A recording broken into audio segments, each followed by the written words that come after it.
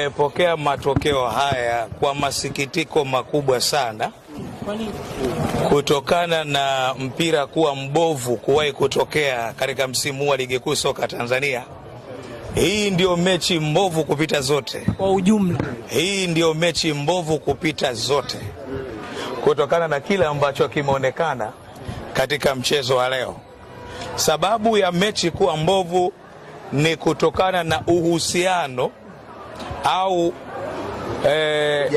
ujamaa, urafiki ambao umetengeneza mechi kati ya Bakari na Beka. Leo hii imekuwa ni mechi mbovu zaidi kupata kutokea katika soka la Tanzania.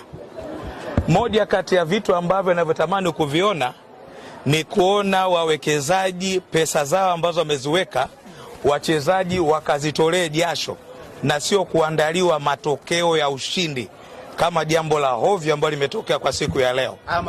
Kuna ambaye kaandaliwa matokeo ya ushindi. Nadhani kila mmoja ameona, nadhani kila mmoja anajua Singida Black Stars ni timu ya aina gani.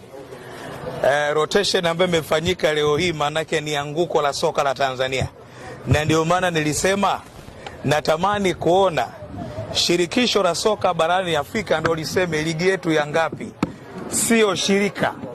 Eleweni Kiswahili, sio shirika ila shirikisho. Hii ndio maana halisi ya shirika.